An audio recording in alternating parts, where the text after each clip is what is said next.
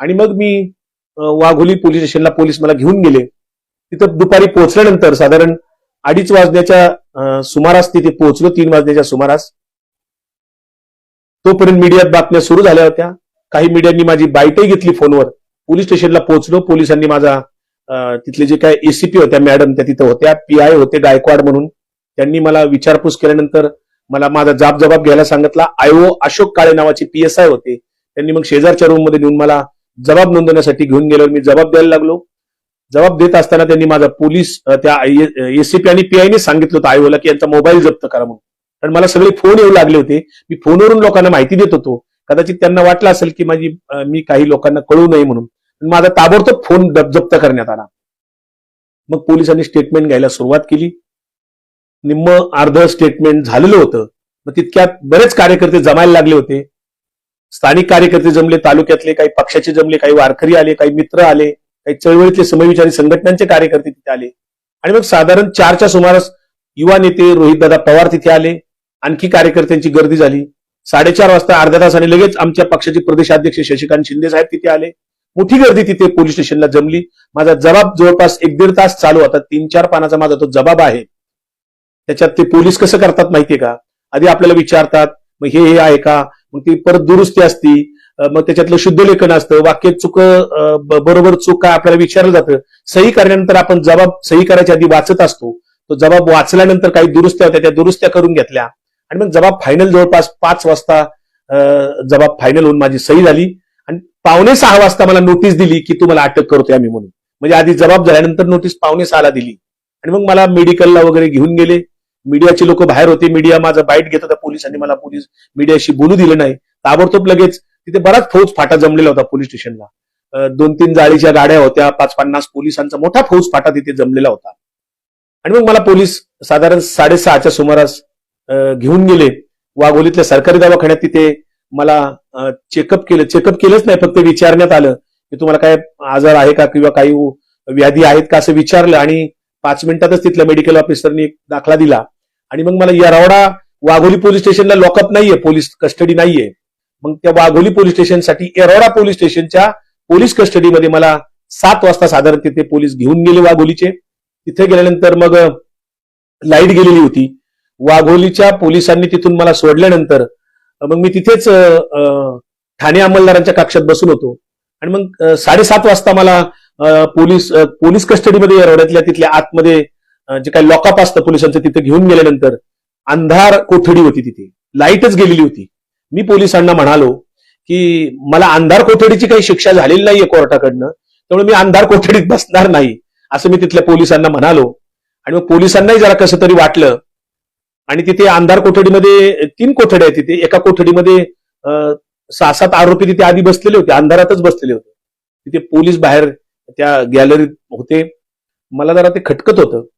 Police मला परत बाहेर घेऊन आले आणि ठाणे अंमलदाराच्या तिथल्या बेंचवर तिथे मला बाकडावर बसवलं बराच वेळ. मग 8 वाजता साधारण लाईट आली. मग 8 वाजता लाईट आल्यावर मग मला आतमध्ये घेऊन गेले. तोपर्यंत काही कार्यकर्ते मला तिथे भेटायला आले. आणि आत टाकल्यानंतर मात्र आत कोणाला येऊ देत नाहीयेत.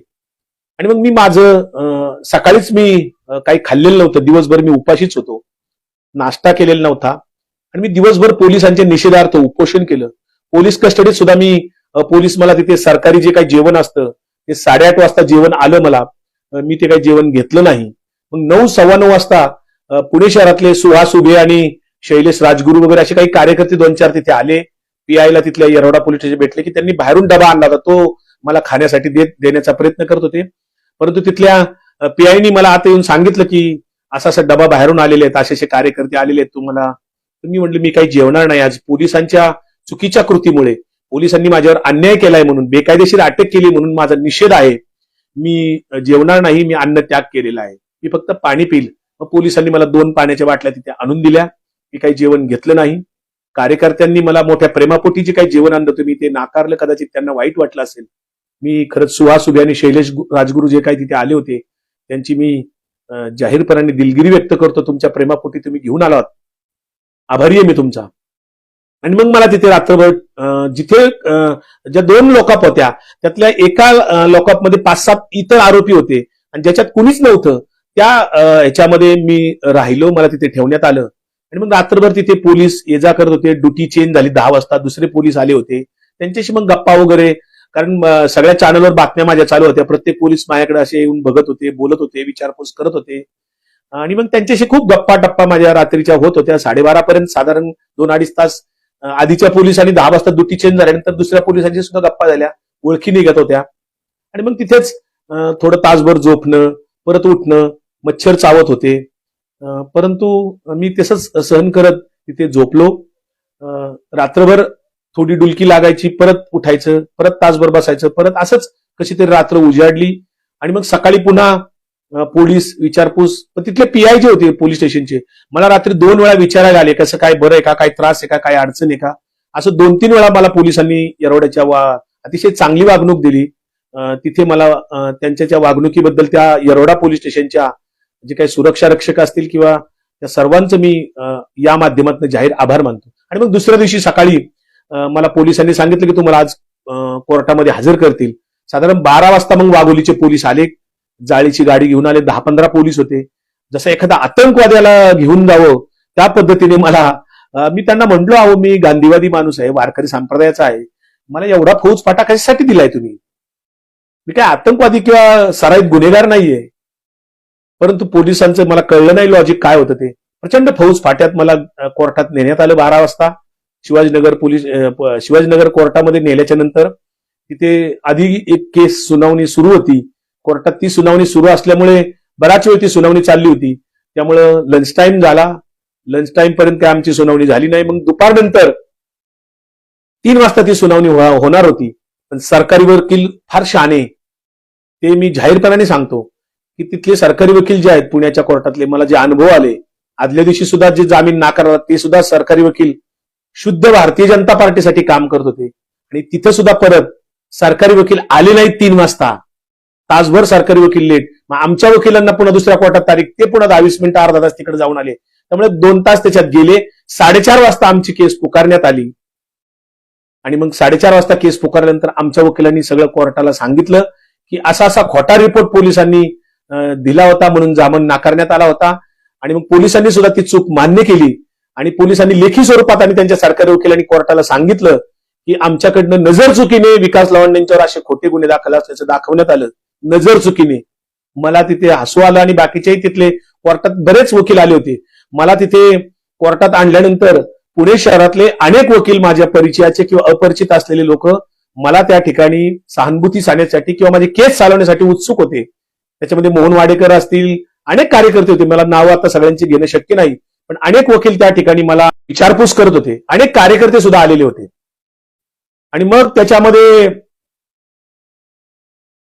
कार्यकर्ते आले. खासदार निलेश लंके आणि खासदार बजरंग बाप्पा सोनवणे, बीडचे खासदार, हे 2 खासदार दुपारी 3 वाजल्यापासून संध्याकाळपर्यंत 2:30 वाजल्यापासून जवळपास 3-4 तास दोघंही खासदार त्या ठिकाणी कोर्टात माझ्यासाठी उभे होते. त्या दोन्ही खासदारांचं पुणे शहरातले राष्ट्रवादी काँग्रेस पक्षाचे शहराध्यक्ष असतील, इतर पदाधिकारी असतील, सर्व पदाधिकारी आले होते. काही वारकरी संप्रदायातले कार्यकर्ते आले होते. मी त्या सर्वांचा मनापासून आभारी आहे. माझ्याबद्दल त्यांनी जे काही प्रेम दाखवलं, आस्था दाखवली, त्या सर्वांचं, बरेच गर्दी होती तिथे. ज्ञात अज्ञात युवक क्रांती दलाचे काही कार्यकर्ते आले होते, त्यांचेही मी आभार मानतो. राष्ट्र सेवा दलाचे कार्यकर्ते आले होते. आणि मग तिथे 5 वाजता 5:30 वाजता मग कोर्टाने सांगितलं की मॅजिस्ट्रेट कस्टडी. पोलिसांनी 3 दिवसाची मला पोलीस कस्टडी मागितली होती, पण पोलीस कस्टडी काही मिळाली नाही. आमचा युक्तिवाद कोर्टात जो काही आमच्या वकिलांनी केला तो मान्य केला. आणि मग मॅजिस्ट्रेट कस्टडी मला कोर्टाने सांगितल्यानंतर तात्काळ आमच्या वकिलांनी लगेच जामिनासाठी अर्ज दिला. माझा PR बॉन्डवर सही घेतली, तिथल्या कोर्टात नाझरांकडे ऍफिडेव्हिट केलं. आणि आता जामीन मिळणार अशी परिस्थिती सगळे मला सांगायला आले बाहेर की आता जामिनाचा अर्ज दिलाय, आता जामीन मंजूर होईल, कारण MCR सांगितलं कोर्टाने. 5:30 वाजता जामिनाचा अर्ज ते होत असताना सरकारी वकिलांनी आयो मात्र त्यांचा से द्यावा लागतो ना जामीन सुनावणीवर, पण ते से द्यावा लागेल म्हणून सरकारी वकिलांनी आयो तिथले अशोक काळे निघून गेले, कोर्टात थांबले नाहीत. MCRच्या ऑर्डर झाल्या 1 मिनिटाच्या आत ते बाहेर पडले. आणि कोर्टाने पुकारलं की सरकारी वकिलांनी आयोचा आपल्या इथं से पाहिजे वाघोली पोलिसांचा, पण ते तिथे हजर राहिले नाहीत. कोर्टाने जवळपास 20-25 मिनिटं तिथे मला म्हणजे वाट पाहिली यांची पुकारल्यानंतर, पण आले नाहीत. 6 वाजता शेवटी कोर्ट उठलं आणि मला येरवडा जेलमध्ये पाचारण करण्यात आलं. लगेच तिथे जे काही बंदोबस्ताला वाघोली पोलीस स्टेशनचे पोलीस होते, 30-40 पोलीस होते, अधिकारी होते, एपीआय होते, पीएसआय होते, त्या सगळ्यांनी पुन्हा फौज फाट्यामध्ये मोठ्या गर्दीत मला त्या गाडीतनं पुन्हा ससून हॉस्पिटलला नेलं. तिथे माझं चेकअप केलं, शुगर वगैरे आहे का, बीपी वगैरे आहे का तपासलं आणि तिथून लगेच 10 मिनिटाच्या आत ती तपासणी झाल्यानंतर मी पोलिसांना म्हणालो की मला घरचे कपडे काही घेतले पाहिजेत, मला माझ्या गाडीत मला कपडे ते घेऊ द्या. पण वाघोली पोलिसांनी मला तिथे कपडे काही घेऊ दिले नाहीत, मला कोणाशी बोलू दिले नाही, चर्चाही करू दिली नाही. अतिशय मी जणू काय क्रूर एखादा गुन्हेगार असतो, एखादा आतंकवादी किंवा सराईत गुन्हेगार, बलात्काराच्या किंवा चोरीच्या केस मधला किंवा एखादा खुनी असतो, अशा पद्धतीने वाघोली पोलिसांनी माझ्याशी वर्तन केलं. त्या पोलिसांना काय वाटत असेल किंवा कोणाचे आदेश होते मला माहित नाहीये, पण त्या पोलिसांचं माझ्याशी जे वर्तन होतं ते अत्यंत गैर होतं, चुकीचं होतं. त्यांचा दोष नव्हता, त्यांना कोणाचे तरी आदेश असतील तशा पद्धतीचे. आणि मग साधारण 7:15 वाजता येरवडा जेलमध्ये 7:30 वाजता मला आत नेण्यात आलं. माझी तिथे काही कपडे तोपर्यंत माझ्या कार्यकर्त्यांनी त्या पोलिसांना येरवडा पोलीस गाठलं की बाबा एवढे 2 ड्रेस तरी त्यांना द्या. येरवडा पोलीसमध्ये आत गेल्यानंतर माझ्या पायात बूट होता, बूट काय आतमध्ये नेऊन देत नाहीयेत, मग बूट बाहेर काढून ठेवावा लागला. आणि मग एक पॅन्ट आणि एक टी शर्ट मला तिथे आत नेता आला. बनियन अंडरवेअर मला तिथे नवीन घेऊन दिली कोणीतरी माझ्या कार्यकर्त्यांनी, ते घेऊन गेलो. आतमध्ये ती प्रोसेस जी असते दरवाजातून आत गेल्यानंतर, तुम्ही पोलीस स्टेशनला आपल्या पिक्चर मध्ये बघत असाल बघा, असं एक मोठं येरवड्याचं जेल असतं आणि छोटासा दरवाजा असतो, त्यात वाकून आत जावं लागतं. त्यात आत गेल्यानंतर तिथे बराच वेळ तुमच्या शरीरावर काय खुणा आहेत का, काय पूर्व जखमा आहेत का, तुमची चेहरेपट्टी घेतली जाते, फोटो घेतला जातो, पूर्ण माहिती घेतली जाते, कुठल्या गुन्ह्यात तुम्ही अटक झालात, कुठली कलम आहे त्याची टोटल नोंद तिथे केली जाते आणि तुम्हाला पूर्ण नग्न करून चेकअप केलं जातं. कुठे काय आहे का लपवलेलं वगैरे असं पाहिलं जातं. कपडे सगळे पार अगदी उलटे पालटे सुरे करून चेक केले जातात.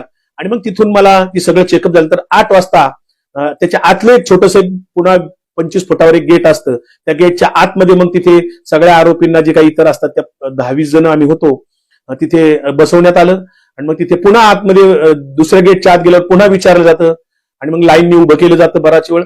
सगळ्यांना एकदम तिकडे नेलं जातं आणि नेल्यानंतर बरेच पोलिसांची एकमेकात कुजबूज होती, हे विकास लावंडेत म्हणून. जेलचे पोलीस ज्या पद्धतीने माझ्याकडे सहानुभूतीने आणि प्रेमाने पाहत होते ते मला समजत होतं, मला लक्षात येत होतं. आणि मग आतल्या एका पोलिसांनी पण तिथले मला एक सतरंजी, ब्लँकेट आणि पांघरायला एक बेडशीट साहेब असं ते सगळं गुंडाळी दिली, चांगल्या तिथून कपाटातून काढून दिली आणि मला दिली. बाकीच्या काही जणांना काही दिली नाही बांधायला, पण मला दिली मात्र ती. काय वाटलं असेल त्यांना माहित नाही, परंतु आतमध्ये आतले पोलीस माझ्याशी, जेल पोलीस अतिशय सहानुभूतीनं प्रेमाने वागत होते, आदराने मला वागत होते. हे मला आत गेल्या गेल्या जाणवायला लागलं होतं. माझं नाव विचारत होते, कारण टीव्हीला पेपरला त्या बातम्या सगळ्या येत होत्या, त्यांना ते कळत होतं आणि माझं नाव त्यांना लक्षात येत होतं. आत गेल्यानंतर मग आतमध्ये एक हॉल असतो, तिथे बरं का, जेलमध्ये जे कोणी असतात लोक त्यांना बंदी म्हणतात. ते बंदी असतात म्हणजे कैदी, ज्यांना शिक्षा लागली ते पक्के कैदी आणि ज्यांना शिक्षा लागलेली नाही ते कच्चे कैदी असतात, पण सगळ्यांना मिळून बंदी म्हणतात. आणि मग तिथे बंद्यांना एक हॉल असतो, त्या हॉलमध्ये ठेवलं जातं. तिथे मग जेलमधले जे कैदी असतात शिक्षा लागलेले, त्यांच्यातलाच कोणीतरी तिथे एक वॉचमॅन असतो, त्यांच्यातलाच एक कोणीतरी त्यातला मुकादम असतो त्या हॉलचा, मग तो नोंदी वगैरे घेत असतो. मग आत गेल्यानंतर तिथे सतरंजी होती, सगळ्यांना असं ओळीने झोपवण्यात आलेलं होतं. आमच्या आधी काय होते जवळपास 30-40 तरी आधी असतील आणि आम्ही पुन्हा 15-16 जण आत गेलेलो किंवा 17-18 जण असू, मला नेमका आकडा आता माहित नाही. पण आतमध्ये गेल्यानंतर असं ओळीने सतरंजी टाकलेली असती, प्रचंड गर्दी असती. एकाचे पाय तिकडे, एकाचे पाय इकडे, असं एकाआड एक असं झोपवलेलं असतं, एकमेकाला चिटकून असतात.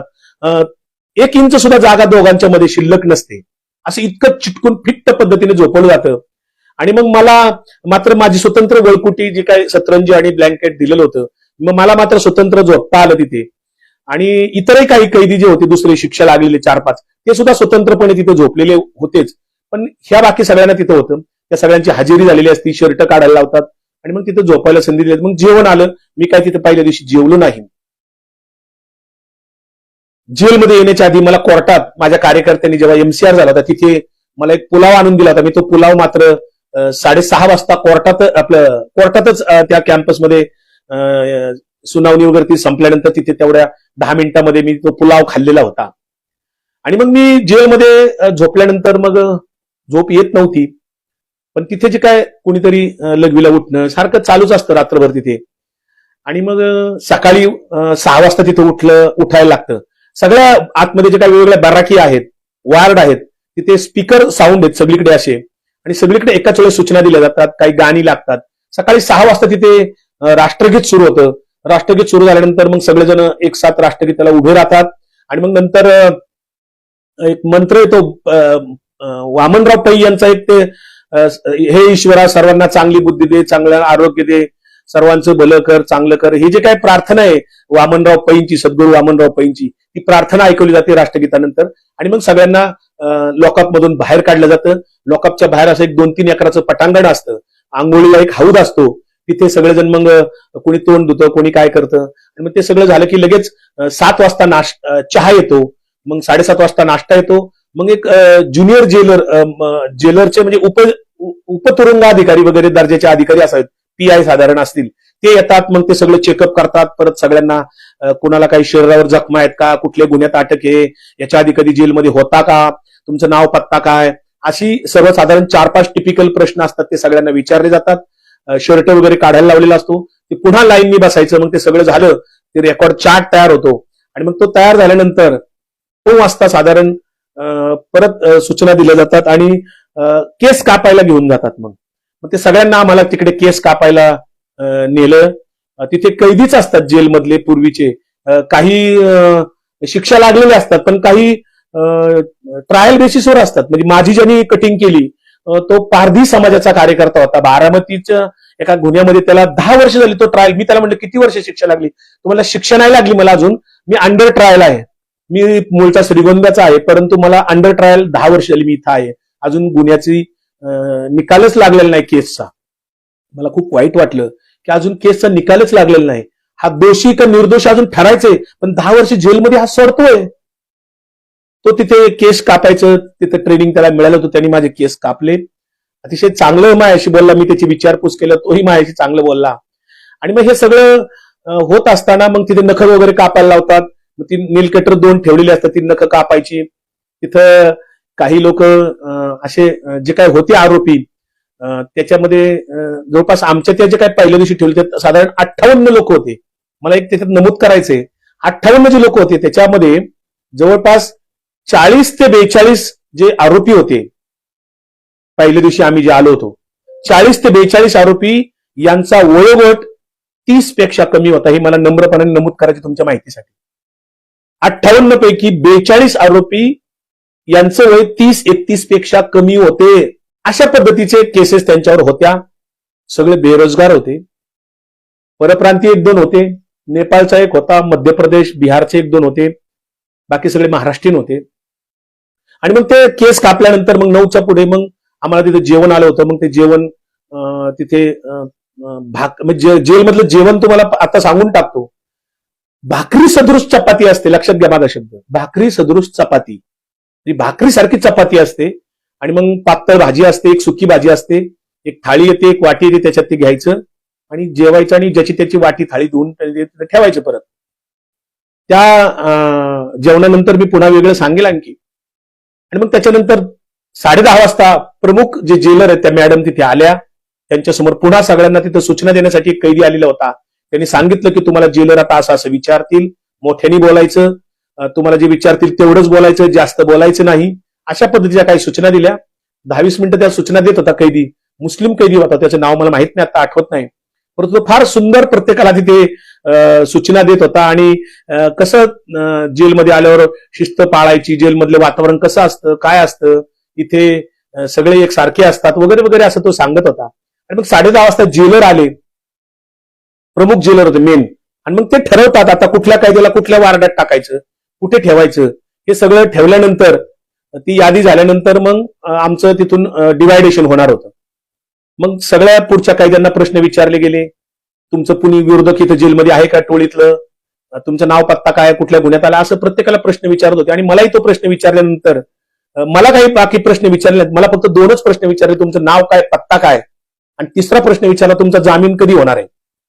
कदाचित ते मला ओळखत असावेत जेलर, आणि त्यांच्या जोडीला 2 दुसरे उपतुरुंगाधिकारी असावेत, PI दर्जाचे असावेत. त्यांचा आपसात कुजबूज झाली मला बोलल्यानंतर. काय त्यांनी मला नक्की मला लक्षात आलं की त्यांनी मला ओळखलं विकास लवांडे आहे म्हणून आणि अशा याच्या. आणि मग त्यांनी मला सांगितलं ठीक आहे तुमचा जामीन कधी. मी म्हटलं सोमवारी होण्याची शक्यता आहे, माझा टेक्निकली जामीन राहिला, शनिवार रविवार सुट्टी असल्यामुळे मी आत आलोय असं मी त्यांना सांगितलं. आणि मग तिथे बाकीचे काही ओळखीचे जे तुरुंगातले लोक होते मला तिथे जे आरोपी होते ते भेटायला आले, जे मला ओळखत होते. मी त्यांची आता नावं सांगत नाही, परंतु त्यांनी माझी विचारपूस केली, काय लागते का विचार सांगितलं. मग मला चप्पल नव्हती कारण बूट माझा गेटवरच काढून घेतला. मग त्यांनी मला एक स्लीपर घेऊन दिली, तिथला कॅन्टीन मधून मला फरसाण घेऊन दिलं, मारी बिस्किटचे पुढे घेऊन दिले आणि म्हणले काय लागलं तर परत सांगा. आणि मग मला हॉस्पिटल वार्ड आहे तिकडे ठेवण्यात आलं, जिथे संख्या कमी असते, फार गर्दी नसते. आणि बाकीच्यांना मात्र तिकडे आतमध्ये सर्कल असतं, त्या मेन आतमधल्या भागात तिकडे काहींना ठेवण्यात आलं. मला हॉस्पिटल वार्डामध्ये ठेवण्यात आलं. त्या हॉस्पिटल वार्डामध्ये विशेषतः 50 वयापेक्षा किंवा 55 पेक्षा जास्ती वयाचे आरोपी शक्यतो तिकडे असतात. आणि त्याच्यामध्ये बहुतांश हे जे असतात ते सरकारी कर्मचारी किंवा अधिकारी असलेले लोक असतात किंवा जरा बरे लोक असतात, असा एक शब्द वापरायला हरकत नाही. तिथे मला ठेवण्यात आलं होतं. आणि त्या हॉस्पिटल वार्डामध्ये 3 हॉल होते. एका मोठ्या इमारतीमध्ये 3 हॉल होते. एका हॉलमध्ये साधारण 20 ते 22 असे आरोपी एका याच्यात होते. आणि पुढे 2 एकराचं साधारण 2.5 एकराचं असं पटांगण होतं. तसंच मागच्या सारखं की तिकडे मग एक आंघोळीचा हौद असतो. एका वेळेस 15-20 लोक हौदावर आंघोळ करू शकतील अशा पद्धतीने हौद, बाहेर 3 टॉयलेट होते. आणि त्या जे बाराक होती त्या बाराकीमध्ये 3 हॉल होते. त्या प्रत्येक हॉलमध्ये आतमध्ये एक टॉयलेट होतं. पण तिथल्या टॉयलेटला बरं का, येरवड्यातल्या कुठल्याही टॉयलेटला अर्धाच दरवाजा असतो, म्हणजे माणूस उभा राहिला तर सगळ्यांना दिसू शकतो, फक्त बसला तरच दिसणार नाही असा अर्धा दरवाजा त्या टॉयलेटला असतो. आणि मग त्या आतल्या हॉलमध्ये तिथे कुणाला लघवीला आली किंवा रात्रीचं काय जायचं ठरलं तर तिथे ते जातात. एरवी सकाळी उठल्यानंतर मग बाहेरच्या टॉयलेटमध्ये जातात. तर मला तिथे ठेवल्यानंतर तिथे 20-22 जे आरोपी होते त्याच्यामध्ये मग माझ्या बरोबरच एक आतमध्ये आलेले होते, एक ग्रामसेवक होते, ते माझ्यासोबत होते, एक तलाठी होते. आणि मग बाकीचे तिथले आधीचे काय आरोपी होते त्याच्यामध्ये ओळखी मग सगळे मला ओळखायला लागले. बऱ्याच जणांनी त्यातले मला ओळखलं, चर्चा करायला लागले. आणि तिथं पेपरला बातमी आली होती लोकमतला, आणि ती बातमी सगळीकडे वाचून मला लोक दाखवते अहो तुमची बातमी आली. ती बातमी अशी होती की पोलिसांच्या नजर चुकीने लोकमतची ती खूप बातमी सोशल मीडियात व्हायरल झालेली आहे. त्या बातमीचं सगळं चर्चा कोर्टामध्ये खूप चालली, आपल्या जेलमध्ये खूप चाललेली होती. आणि मग तिथल्या जेलमधल्या जे काय 20-22 लोक होते, मला सांगायचा मुद्दा आहे की त्या आरोपींच्या मध्ये सगळ्या जाती धर्माचे जवळपास लोक होती.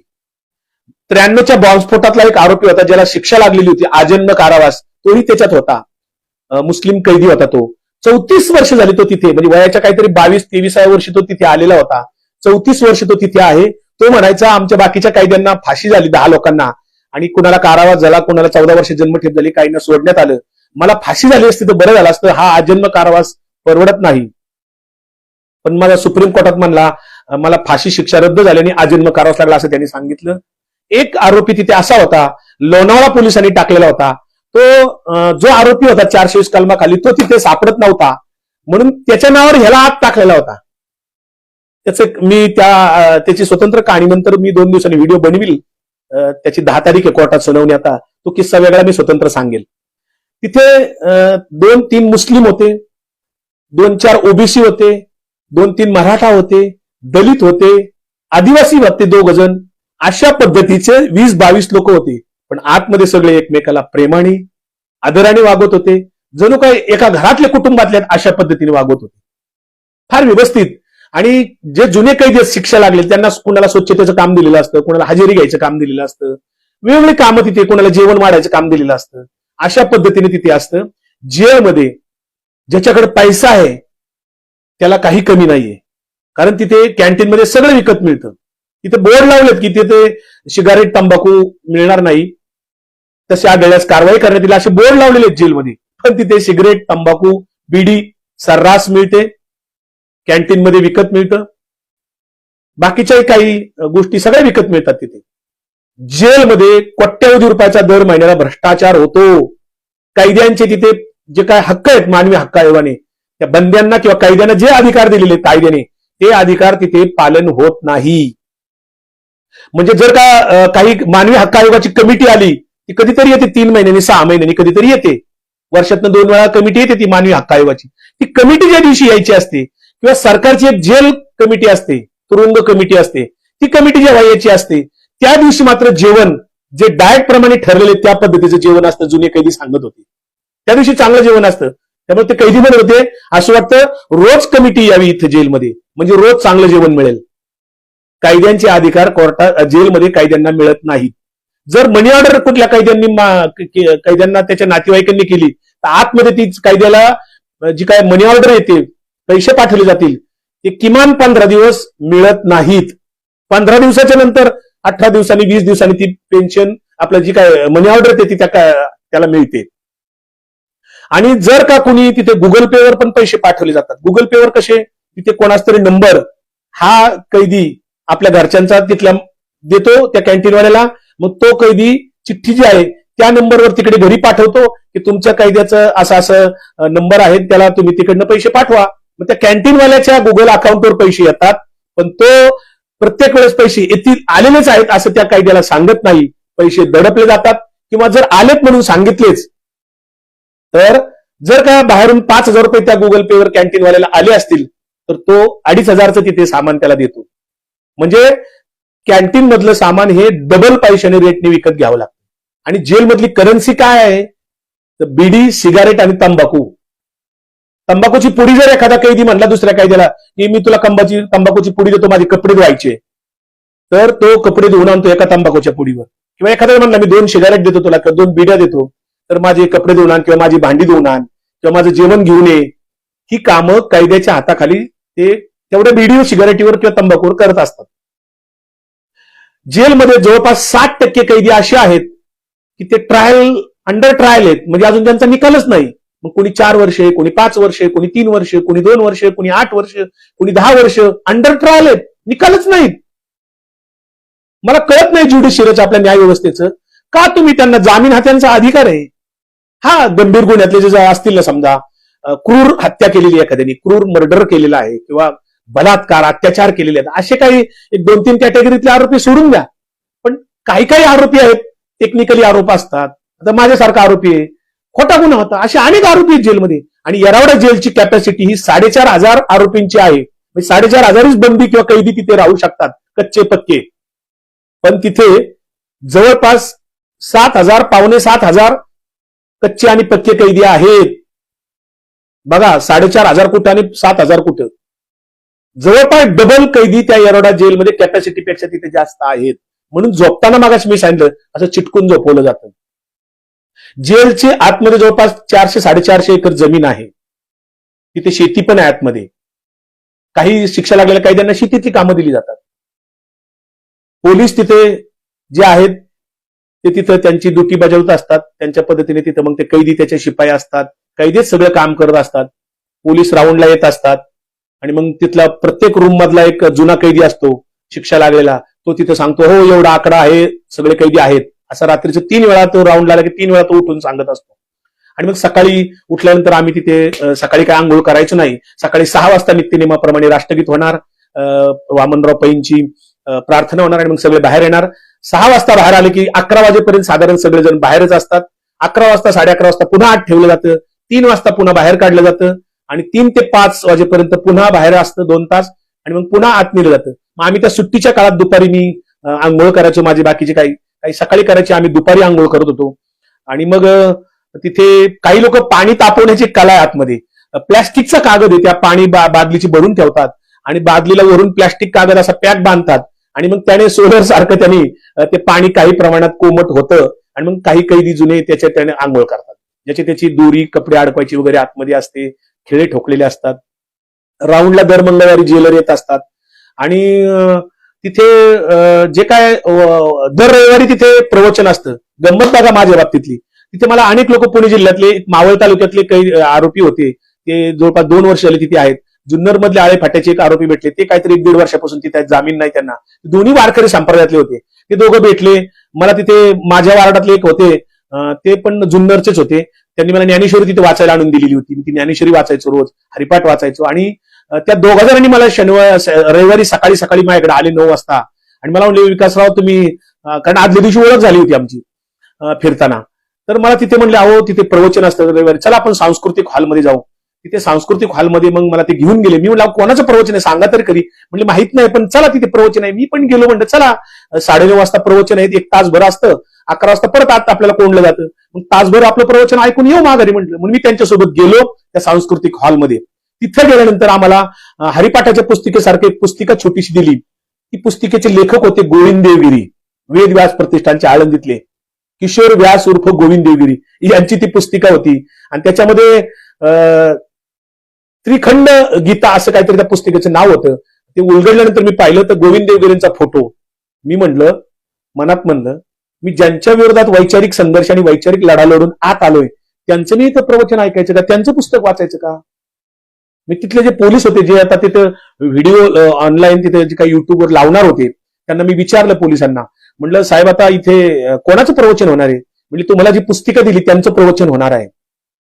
मी म्हटलं अहो त्यांच्याशीच मी वैचारिक संघर्ष करून या जेलमध्ये आलोय. माझा तो काय वैचारिक तात्विक संघर्ष आहे त्यांचं मला इथे जर ऐकायला लागत असेल तर माझ्यावर तो बौद्धिक अत्याचार होईल, वैचारिक अत्याचार होईल. म्हणून मला काही ते ऐकायचं नाही. मी माघारी जातो. मी ते पुस्तक माघारी दिलं आणि मी निघून आलो. माझ्यावर 2 लोक दुसरे निघून आले. आणि मला वाईट वाटलं की RSSचे लोक किंवा भारतीय जनता पार्टीने कसं प्लॅनिंग केलं बघा. म्हणजे येरावड्यात सुद्धा गोविंद देवगिरीचं त्या कैद्यांनी ऐकायचं. म्हणजे तिथे बारामारा सातारकरांचं प्रवचन ऐकण्यासारखं नाही का, बाळकृष्ण जाता वसंत गडकरांचं ऐकण्यासारखं नाही का, कितीतरी लोक आहेत, नामदेव शास्त्रींचं ऐकण्यासारखं नाही का. अनेक वारकरी संप्रदायातले ज्येष्ठ वारकरी कीर्तन प्रवचनकार आहेत ज्यांचे युट्यूबर आहे, त्यांचं ऐकण्यासारखं नाहीये का, त्यांची नाही लावली. गोविंद देवगिरी जो वैदिक सनातन धर्माचा प्रचार प्रसार करतो, म्हणजे भारतीय जनता पार्टी RSS असं सर्व दूर सर्व पातळीवर वैचारिक बुद्धिभेद करण्यासाठी किंवा वैदिक सनातन धर्माचा प्रचार प्रसार करण्यासाठी जोडलेले आहेत, प्रयत्नपूर्वक काम करतायत ते. त्या बदल्यात गोविंद देवगिरीला मानधन मिळतं, त्यांची पुस्तकं तिथे विकली जातात. जुने जे कैदी असतात त्यांना ग्रंथालय तिथलं मिळतं, रजिस्टर होतं. नवीन कैद्याला जर कोणी गेला असेल 8 दिवसाकरता 1 महिन्याकरता त्यांना तिथली पुस्तकं वगैरे लायब्ररीतली मिळत नाहीत. जेलमधून आत गेल्या गेल्या लगेचच डाव्या हाताला 50 फुटावर गांधी यार्ड आहे, जिथे महात्मा गांधींना जेलमध्ये ठेवण्यात आलं होतं अनेक वर्ष. तिथे गांधी यार्ड म्हणून आहे. टिळक यार्ड पलीकडे आतमध्ये कुठेतरी आहे, ते नाही दिसलं मला. परंतु आतमध्ये गेल्या गेल्या लगेच पहिल्याच तोंडाला 50 फुटावर आतमध्ये गेल्यावर मोठा आहे तो एरिया आणि तो तिथे एक स्मृतीस्थळ म्हणून तिथं केलेलं आहे. तिथे गांधी यार्ड आहे. ते आत जाऊन मला बघता नाही आलं. परंतु जेलमधलं वातावरण एक वेगळं जग आहे मित्रांनो, लक्षात घ्या. जेलमध्ये 2 गोष्टी फार चांगल्या आहेत. तिथे जातीभेद धर्मभेद नाहीत. जेलमध्ये समता आहे हे मी ठामपणे सांगू शकतो. समता, कुठल्याही प्रकारचा जातीभेद धर्मभेद लिंगभेद काही नाही तिथे. सगळे एकसारखे इक्वल असतात. पण बदमाशगिरी करून बलात्कारी आरोपींना कोर्टामध्ये आपल्या जेलमध्ये जे कोणी बलात्कारातले आरोपी असतील, आता नसरापूरचा तो जो आरोपी होता नसरापूरच्या केसमध्ये तो पण मला तिथे दिसला होता. तो तिथे आम्ही जेव्हा आत आलो तेव्हा त्याला तिथे कोर्टातून आणलेलं होतं, तिथे बसवलेला होता. त्याला मी बघितला तिथे असा वर बघत होता, एकांतात शून्यात बघत होता मनोरुग्णासारखा. म्हणजे असे जे कोणी आरोपी असतात बलात्काराच्या केसमधून आलेले किंवा क्रूर काहीतरी करून आलेले, त्यांना जेलमध्ये इज्जत नाही. पण मी सामाजिक कार्यकर्त्यांना किंवा राजकीय कार्यकर्त्यांना या माध्यमातून नम्रपणाने सांगेल, जर तुम्ही राजकीय कार्यकर्ता असाल तर आयुष्यात कुठला तरी सत्याग्रह करून जनहिताच्या प्रश्नासाठी जनहिताच्या लढ्यामध्ये जर तुम्हाला अटक झाली तर जरूर तुम्ही जामीन वकील नाकारा आणि जेलमध्ये 8 दिवस 10 दिवस 15 दिवस जाऊन बसा. जेलचं सर्टिफिकेट घ्या. डॉक्टर कुमार सप्तर्षींचे एक पुस्तक आहे फार छान, येरवडा विद्यापीठातील दिवस. ते वेगवेगळ्या कारणास्तव 30-35 वेळा जेलमध्ये गेलेले आहेत. आणीबाणीच्या काळात 18 महिने कुमार सप्तर्षी जेलमध्ये होते. त्यांचं पुस्तक मी 10 वर्षापूर्वी वाचलेले, 15 वर्षापूर्वी. येरवडा विद्यापीठातील दिवस. जरूर ते येरवड्याला विद्यापीठ म्हणतायत. येरवडा विद्यापीठामध्ये जे काही शिकायला मिळतं त्यांनी त्या पुस्तकात लिहिलेलं आहे. जेलमध्ये समता आहे, कुठल्या प्रकारचा भेदभाव नाही. जेलमध्ये वेळेवर नाश्ता येतो, वेळेवर जेवण येतं, भले त्याची दर्जा काही असो पण वेळेवर येतं. जेलमध्ये स्वावलंबन आहे, ज्याचे त्यांनी कपडे धुवायचे, ज्याचे त्यांनी काय असेल ते कामं करायची. पण जुने जे कैदी असतात फार शिक्षा लागलेली वगैरे ते मात्र तिथे बॉसच असतात. त्यांच्या हाताखाली नवीन कैद्यांना ते वापरून घेत असतात. त्यांना सेवेकरीच ते केलेलं असतं त्यांनी. आणि जुन्या कैद्यांना काही लोकांना पैसे पाणी जे खर्च करू शकतात महिन्याला 1,00,000 1.5 लाख रुपये ते आतमध्ये व्यवस्थित आहेत. काहींच्या तब्येती व्यायाम करून पद्धतशीर आहेत. जेलमध्ये बाहेरच्यांना जसं वाटतं की आतमध्ये फारच काहीतरी असेल, जेलमध्ये अतिशय चांगलं वातावरण आहे. तसं स्वच्छता चांगली आहे, कारण कैदी स्वच्छता ठेवतात. हे सगळ्या गोष्टी आहेत. परंतु चांगल्या माणसाला म्हणजे मला जे काय अनुभव आले, प्रचंड इज्जत मिळाली, मान सन्मान मिळाला, सहानुभूती मिळाली, आदरभाव मिळाला. ते कैद्यांकडनं मिळाला, कच्च्या कैद्यांकडनं मिळाला, पक्क्या कैद्यांकडनं मिळाला आणि पोलिसांकडनं सुद्धा मिळाला.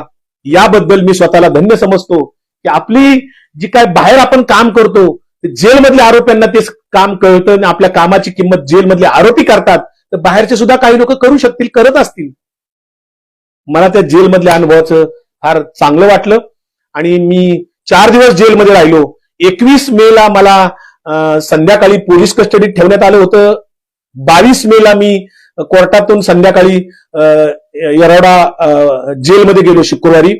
आणि मग शुक्रवारी रात्र, शनिवार, रविवार, सोमवारी मला जामीन व्हायचा होता, पण तो काही होऊ शकला नाही. तिथे सरकारी वकिलांनी आईवडील पुन्हा काहीतरी तिथं चाटुकपणा केली आणि वेळ मारून नेली आणि कसं तरी एक दिवस पण आणखी ढकल आणि मग मंगळवारी दुपारनंतर मला जामीन ऑर्डर झाली आणि मग माझं ते तिथला लखोटा कोर्टात आला आणि मग पुकारण्यात आलं. पण मंगळवारी सकाळी जो राऊंड असतो त्या राऊंडला जेलर जेव्हा आले होते, सगळे 4-5 अधिकारी, त्यांनी जेव्हा आमच्या वार्डात आले ना आम्हाला विचारलं तुम्ही कोण नावं विचारली, तेव्हा मला त्या जेलरांनी सांगितलं तुमच्या बातम्या चालू आहेत, तुमचा आज जामीन होऊ शकतो कारण सुनावणी आहे असं टीव्हीवर तुमच्या बातम्या चालू आहेत म्हणे, तुमचा आज जामीन होऊ शकेल असं दिसतंय, असं मला त्या जेलरने निरोप दिला आतमध्ये बातमी पाहून. आणि मग संध्याकाळी मला 6 वाजता स्पीकरवर पुकारण्यात आलं. जी काय ज्यांचा जामीन होतो, शेवटची यादी 6 वाजता पुकारली जाते, ती पुकारली आणि मग मी बाहेर आलो. जे काही कपडे होते सोबत ते तिथेच ठेवून यायचे असतात. जेलमधले कपडे कोणी बाहेर आणत नाहीत, कुठलीही वस्तू बाहेर आणत नाहीत, कारण तिथल्या कोणाला तरी गरजूंना ती उपयोगी येते. म्हणून माझं अंगावरची कपडे फक्त मी घेऊन आलो. जी वळकुटी आधी येताना दिली होती ती वळकुटी परत तिथे जमा करायची असते, ताटवाटी पुन्हा तिथे जमा करायची असते, तेवढी ती जमा केली आणि बाहेर आलो. बाहेर येताना पुन्हा सगळं चेकअप केलं जातं, पुन्हा सगळ्या नोंदी तपासल्या जातात, तोच आरोपी बाहेर जातो याची पूर्ण खातर जमा केली जाते. बाहेर आल्यानंतर पुन्हा गेटवर 110 कलमाखाली पुन्हा डीबीचे पोलीस शहराचे तिथे टपून असतात आतल्या आरोपींना पुन्हा पकडण्यासाठी. पण मला मात्र तसं काय पकडलं गेलं नाही.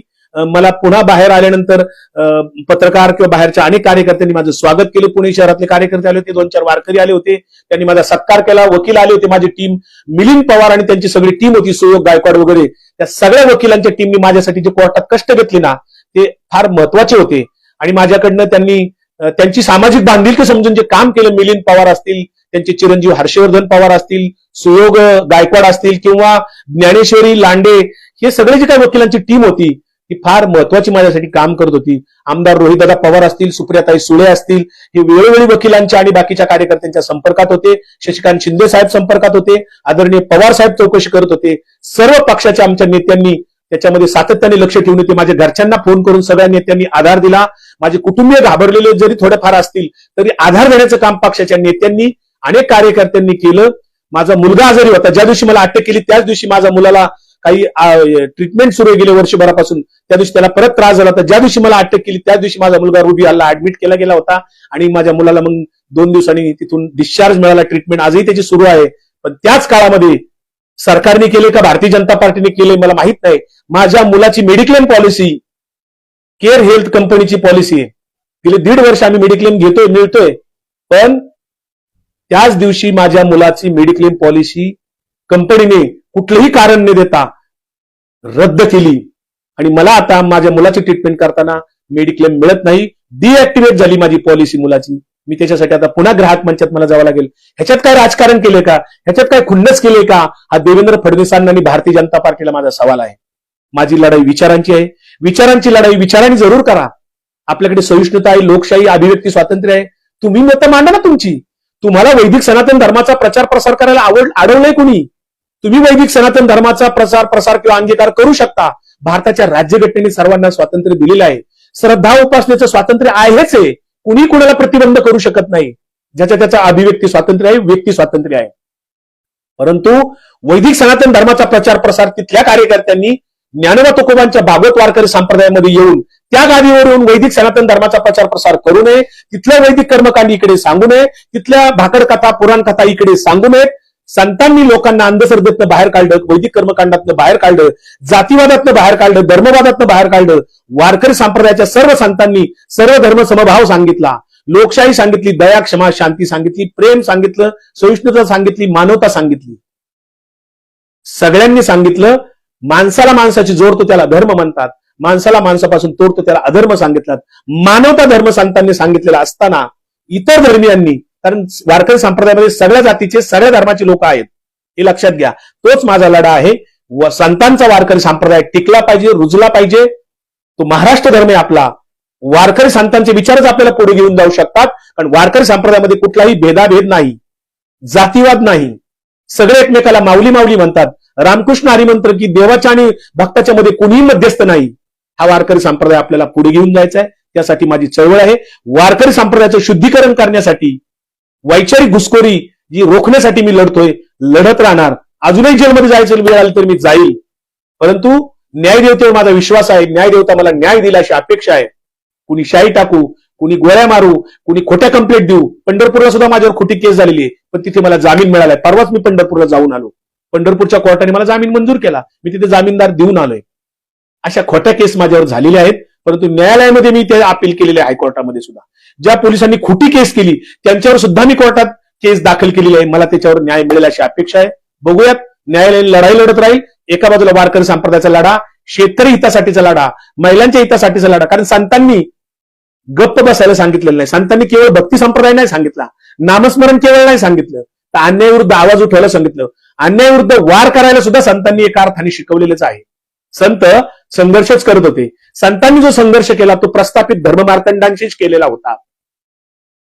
18 पगड जातीतले संत होऊन गेले. त्यासाठी मी लढतोय. हे जे काही जेलमधले अनुभव होते, अटकेपासून सुटकेपर्यंत, हे तुम्हाला त्यातनं काय घ्यायचे ते घ्या. परंतु सामाजिक कार्यकर्त्यांनी, राजकीय कार्यकर्त्यांनी जनहितासाठी लढून, सत्याग्रही करून, आंदोलन करून जरूर एकदा जेलमध्ये जाऊन या. जेलचं सर्टिफिकेट घ्या. ते तुमच्यासाठी प्रमोशनसाठी खूप महत्वाचं ठरेल. जेलचं जग वेगळं आहे, बाहेरचं जग वेगळं आहे. असो, आतमध्ये जो काय भ्रष्टाचार चाललाय, कोट्यवधी रुपयाचा दर महिन्याला जेलमध्ये भ्रष्टाचार आहे आणि महाराष्ट्रातल्या सगळ्या जेलमध्ये आहे. महाराष्ट्र शासन त्याची दखल घेईल काय, त्याच्यावर मी स्वतंत्र पत्रव्यवहार करणारच आहे. कैद्यांच्यासाठी सुद्धा काही गोष्टी अन्यायकारक घडतात, त्या घडल्या नाही पाहिजेत. न्याय लवकर मिळला पाहिजे. न्याय उशिरा मिळणं म्हणजे एक प्रकारचा अन्यायच आहे. धन्यवाद. तुम्हाला जे काय वाटत असेल ते व्हिडिओ खालच्या कॉमेंटमध्ये जरूर व्यक्त करा. तुमच्या सूचना, प्रतिसाद, तुमचं मत हे ऐकून काय वाटलं जरूर व्यक्त करा. हा व्हिडिओ जर पटला असेल तर जास्तीत जास्त लोकांना शेअर करा. धन्यवाद. रामकृष्ण हरी.